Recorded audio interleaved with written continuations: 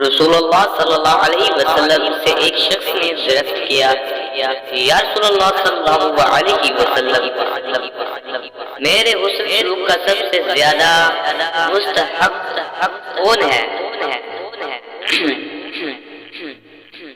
فرمایا تیری ماں۔ پوچھا پھر کون؟ فرمایا تیری ماں۔ اس نے عرض کیا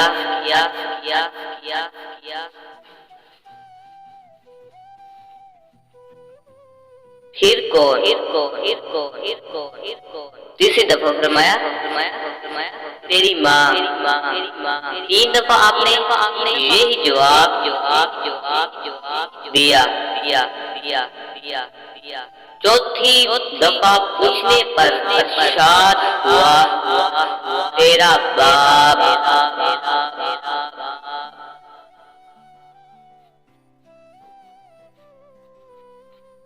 دین اسلام میں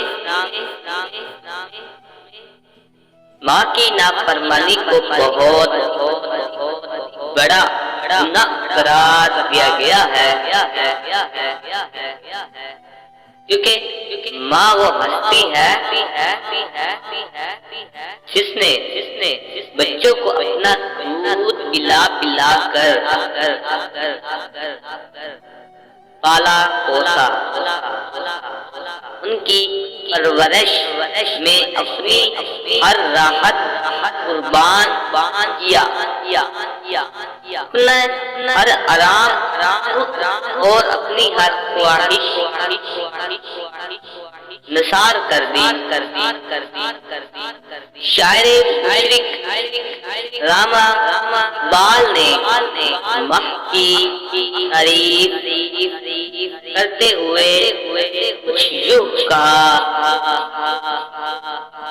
کہ میری ماں کا چہرہ بھی اتنا حسین ہے، تسبیح کے دانوں کی طرح۔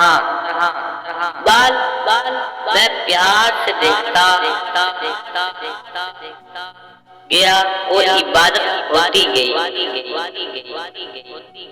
ماں وہ عظیم نام ہے جس کے لیے دنیا کی مختلف زبانوں اور عالمی تہذیبی ورثے اور زبان ادب میں جو الفاظ تخلیق کیے گئے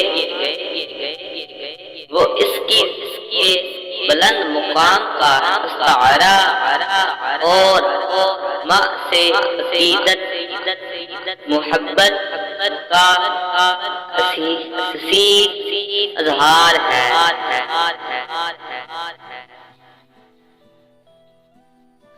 جبکہ دین فطرت اور دین رحمت نے ماں کی عظمت، خدمت اور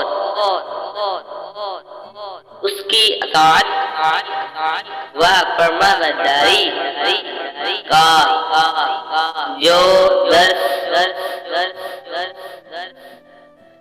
دیا ہے وہ سب سے منفرد اور بے مثال ہے۔